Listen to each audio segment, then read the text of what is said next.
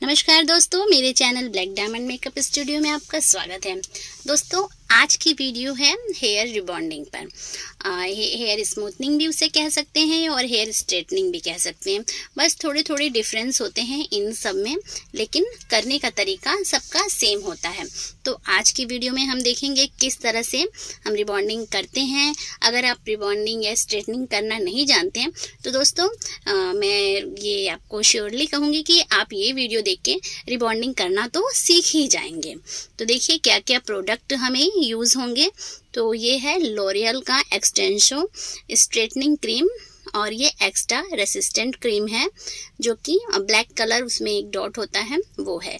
और ये है न्यूट्रलाइजर जो कि सेकंड क्रीम है।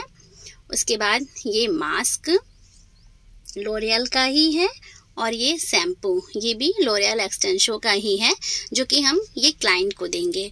और ये है स्ट्रिक्स का सीरम। हम लॉरियल का ही सीरम ले सकते हैं बट वो नहीं था तो ये दे दिया। और उसके बाद देखिए ये इनका बिफोर स्ट्रेटनिंग हेयर है। हम ये वाला क्रीम क्यों यूज़ कर रहे हैं एक्स्ट्रा रेसिस्टेंट दोस्तों, क्योंकि इनके बालों पे मेहंदी लगी हुई है। तो मेहंदी की कोटिंग ऐसी होती है कि वो दूसरे चीज़ का मतलब केमिकल को चढ़ने नहीं देती।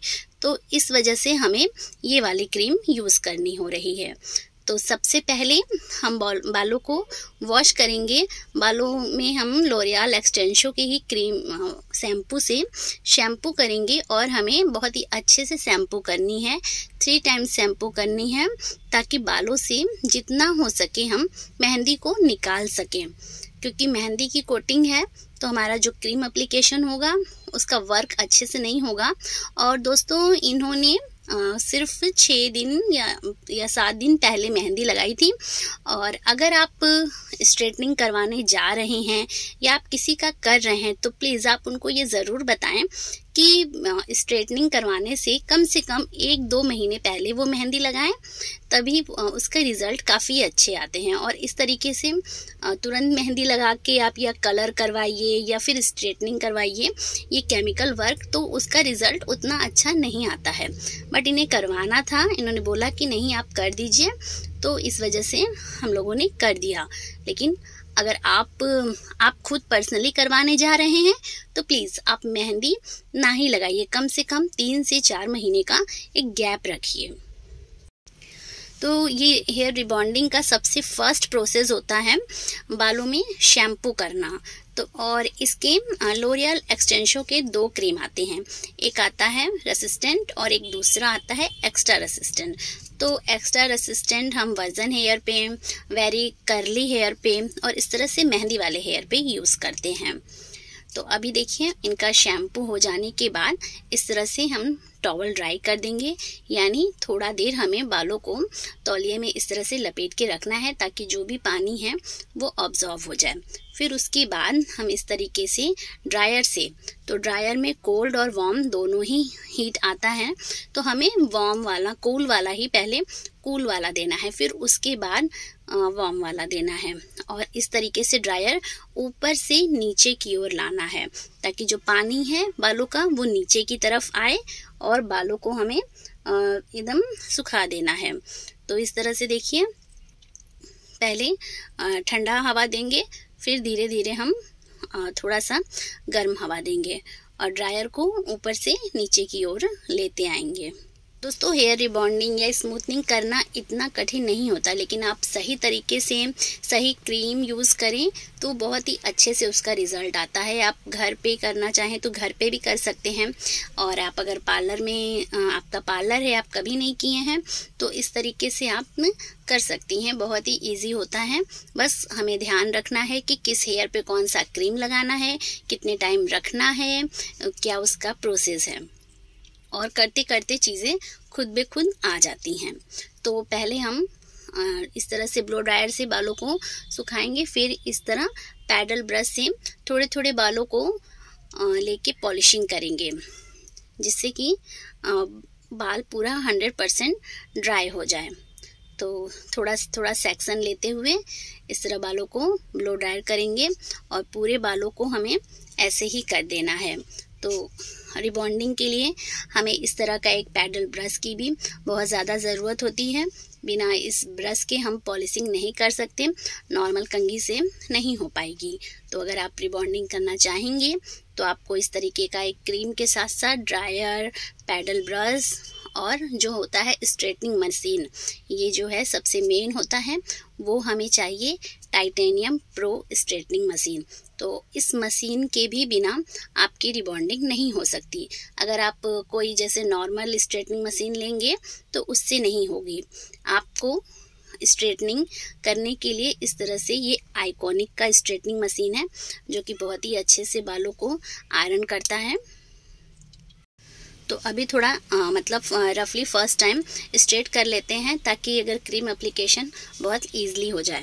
तो इस तरह से हमने क्रीम ले लिया और जैसे थोड़े थोड़े बाल लेकर के हमें ब्रश से इस तरह से एप्लीकेशन करना है और रूट से 1 इंच छोड़ देना है। रूट पे ये क्रीम अप्लाई नहीं करनी है। इस तरह थोड़ा सा लगाएंगे और कंघी से उसके बैक साइड से उसको कंघी से करेंगे और फिर इस तरह इमल्सिफाई करते हुए, ताकि ऊपर नीचे दोनों तरफ बालों में क्रीम अच्छे से लग जाए और अच्छे से वर्क करे। और ये क्रीम हमें पूरे बालों में 25 से 30 मिनट के अंदर में लगा देनी है, बहुत ज़्यादा देर तक नहीं लगाना है।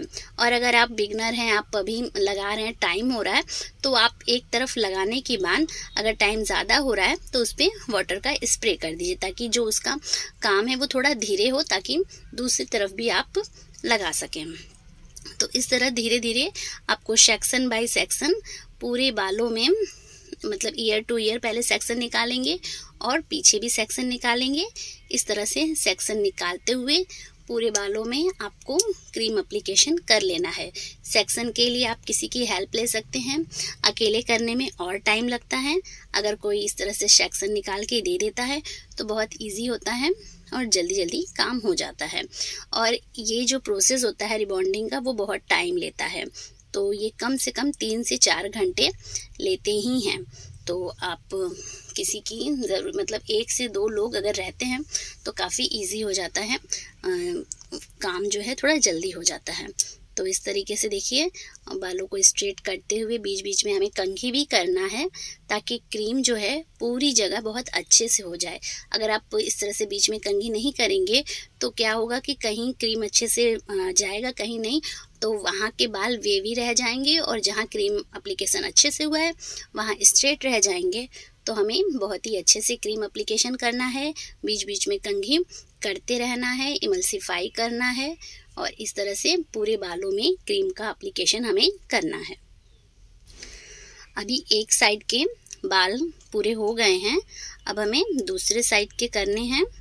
दोस्तों, दूसरी तरफ भी हमें उसी तरह से सेक्शन निकालते हुए थोड़े थोड़े बालों पे क्रीम एप्लीकेशन करना है। और ध्यान रखिएगा, रूट से 1 इंच छोड़कर ही हमें क्रीम लगाना है, इमल्सिफाई करना है। इमल्सिफाई यानी 2 उंगलियों से ऐसे फिंगर से बालों को बीच में रखना है, ताकि नीचे भी क्रीम एप्लीकेशन हो सके और ऊपर की तरफ भी, बालों के ऊपर की तरफ भी क्रीम एप्लीकेशन हो सके, यानी बालों में अच्छे से ऊपर और नीचे दोनों तरफ अच्छे से क्रीम लग जाए। तो इस तरह से बैक साइड में हो गया है और अब हम ईयर टू ईयर के पार्ट में कर रहे हैं। तो आगे के पार्ट में देखिए, इस तरह से हमें आगे के पार्ट में सेक्शन निकालने हैं और जैसा हमने पीछे क्रीम अप्लाई किया था उसी तरीके से आगे भी हमें क्रीम अप्लाई कर देना है, इमल्सिफाई करना है, बालों को इस तरह से कंघी करना है और सीधा रखना है। क्योंकि स्ट्रेटनिंग में हम सीधा रखने के लिए ही, शाइनिंग के लिए करते हैं, तो ये ध्यान रखें कि स्ट्रेट बाल सीधे रहें। तो अभी देखिए, पूरे बालों में क्रीम एप्लीकेशन हो गया है और हम अब बॉन्ड टूटने का वेट करेंगे कि कब बॉन्ड टूटेगा। तो वो भी बालों के ऊपर होता है, 30 से 35 मिनट में इस तरह से हम चेक करेंगे। तो देखिए, चेक करने का तरीका क्या है, आपको जहाँ जहाँ आपने पहले लगाया था वहाँ चेक करेंगे, फिर पीछे के साइड में चेक करेंगे। इस तरह से बालों में देखिए इलास्टिसिटी जो होती है, इलास्टिक की तरह बाल खींच रहे हैं। तो अभी तो देखिए ये स्टार्ट हुआ है। तो अगर आपके बालों में भी इसी तरह से खिंचाव आ रहा है तो आपका फर्स्ट क्रीम का एप्लीकेशन सही हुआ है। और अगर बाल टूट रहे हैं तो थोड़ा और टाइम तक रखिए। लेकिन बहुत ज़्यादा टाइम अगर 50 से 60 मिनट हो जा रहे हैं और तब भी नहीं आ रहा है तो आप तुरंत हेयर को वॉश कर दीजिए। तो हो सकता है कि क्रीम सही न यूज़ की हो या सही तरीके से ना हुआ हो। तो इस तरह से देखिए जगह जगह के बालों को चेक किया जा रहा है कि किस तरह से, ये देखिए यहाँ भी, और बालों में वेव की तरह, स्प्रिंग की तरह बन जाता है जब अच्छे से बॉन्ड टूट जाते हैं। तो अभी इनके बालों में देखिए आगे कितनी ज़्यादा मेहंदी लगी हुई है और क्रीम से भी बहुत ज़्यादा मेहंदी निकलती है। तो अभी इनके हेयर को हम वॉश करेंगे। तो ये है, बहुत ठंडा पानी भी हमें नहीं लेना है और बहुत गर्म पानी भी नहीं लेना है, बहुत हल्का सा वार्म वाटर लेना है और एकदम ठंडा पानी नहीं हमें लेना है। तो फ़िलहाल तो अभी गर्मियों का टाइम है तो टंकी की पानी थोड़ी तो गर्म हो ही जाती है, तो उसी पानी से इनके हेयर को वॉश करेंगे। तो इस तरह से देखिए इनके बालों में आप देख सकते हैं कितनी ज़्यादा मेहंदी निकल रही है। जैसा कि मैंने बताया था कि इन्होंने अभी 6 दिन पहले ही मेहंदी लगाई थी और अचानक इनका मतलब डिसाइड किया कि नहीं रिबॉन्डिंग कराना है, जबकि मैंने बोला था कि इतनी जल्दी नहीं हो पाएगा। लेकिन अभी क्या करते, कभी कभी क्लाइंट बोलते हैं नहीं मुझे करानी है, तो हमारा काम है करना, तो हम करेंगे ही। तो इस तरह से देखिए इनके बालों को अच्छे से हम वॉश करेंगे यही, और इसके बाद शैम्पू स्टेशन पे ही हमें लगाना है हेयर मास्क। तो पहले इसे अच्छे से वॉश करेंगे। देखिए आप बालों में से कितनी ज़्यादा मेहंदी निकल रही है, तो पहले पूरे अच्छे से मेहंदी को निकाल देंगे। इस तरह से धीरे धीरे करते हुए पूरे बालों में से मेहंदी निकालेंगे। और अभी हमें शैम्पू नहीं करना है, सिर्फ जो हमने क्रीम एप्लीकेशन किया था सिर्फ उसी को रिंस आउट करना है, प्रोडक्ट जो हमने लगाया था। शैम्पू सिर्फ फर्स्ट टाइम ही करते हैं। अभी अच्छे से रिंस आउट करने के बाद ये लॉरियल का क्रीम बाथ स्पा है, इसको ही हम मास्क की तरह यूज़ करेंगे। तो इसे हमें लगा के शैम्पू स्टेशन पे ही 1 से 2 मिनट के लिए बालों को छोड़ देना है। इस तरह से इस ऊपर के लेंथ पे लगाते हुए, स्कैल्प पे एकदम नहीं लगाना है, इस लेंथ पे लगाना है और हमें इमल्सिफाई करते जाना है ताकि अच्छे से मास्क भी पूरे बालों पे लग जाए। क्योंकि अभी जब क्रीम एप्लीकेशन हुआ है ड्राई और हेयर में से हेयर थोड़ा ड्राई हो जाता है तो मास्क लगाते हैं ताकि बालों को नरिशमेंट और हाइड्रेशन मिल सके। तो ये मास्क लगाने के बाद भी हमें 1-2 मिनट छोड़ना है, फिर उसके बाद अच्छे से रिंस आउट कर देना है मास्क को भी। अभी फिर से हम वही प्रोसेस करेंगे, बालों को पहले कोल्ड ड्रायर से हम सुखाएंगे, फिर उसके बाद फिर से हम ये पॉलिशिंग करेंगे। और दोस्तों इसके बाद जो ये सेकंड स्ट्रेटनिंग यूज़ की जाती है तो ये बहुत इम्पॉर्टेंट होता है, क्योंकि हमारा फर्स्ट क्रीम एप्लीकेशन हो गया है तो हमारे बॉन्ड टूट चुके हैं। तो उसके बाद हम बालों को जैसा शेप देंगे बाल वैसे ही रहेंगे। तो पॉलिशिंग होने के बाद हमने स्ट्रेटनिंग करनी है। थोड़े थोड़े बालों को, बहुत पतले पतले बालों को ले करके बालों को स्ट्रेट करना है। ये देखिए अभी इनके बालों को पॉलिशिंग की हुई है और फर्स्ट क्रीम का एप्लीकेशन है। फिर इस तरह से ये आइकॉनिक का टाइटेनियम प्रो आयरनिंग मशीन है। तो इस तरह से हमें एक ही बाल को इस तरह ले करके कम से कम 7 से 8 बार आयरनिंग करनी है। तो आयरनिंग में भी आपके आधे से मतलब 30 से 40 मिनट लग जाते हैं। तो इसलिए ही रिबॉन्डिंग का ये जो प्रोसेस होता है वो बहुत टाइम टेकिंग होता है। अभी देखिए थोड़े थोड़े बालों को, अभी इस समय क्या था कि अभी सभी बच्चे चले गए थे, कुछ टाइम हो रहा था, कुछ लोगों को काम था, तो हम इस तरह से भी जिनका हम कर रहे हैं उन्हें भी पकड़वा करके इस तरह से सेक्शन निकाल निकाल के काम कर सकते हैं। तो थोड़े थोड़े बालों को लेंगे, थोड़े थोड़े बालों को लेके आयरनिंग करेंगे और देखिए इस तरह से बालों में कितनी अच्छी शाइन आ रही है। अगर आपने फर्स्ट क्रीम का एप्लीकेशन अच्छे से किया है तो फर्स्ट क्रीम में ही आपको रिजल्ट मिल जाता है। और अगर बालों में वेव आ रहा है, शाइन नहीं है, तो समझिए आपके फर्स्ट क्रीम का एप्लीकेशन अच्छे से नहीं हुआ है। तो अभी हमने फर्स्ट क्रीम अप्लाई कर लिया, पॉलिशिंग कर ली, स्ट्रेटनिंग भी कर ली।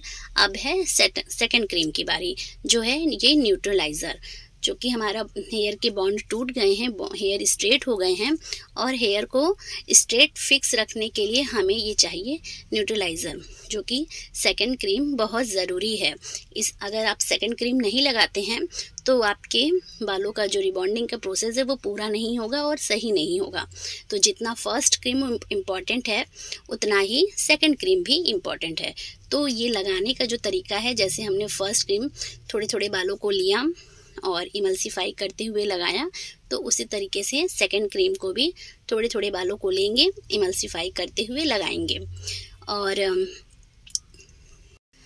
जो न्यूट्रलाइज़र है, चाहे वो हम एक्स्ट्रा रेसिस्टेंट यूज़ करें चाहे रेसिस्टेंट क्रीम यूज़ करें, तो न्यूट्रलाइज़र हमें एक ही लगता है।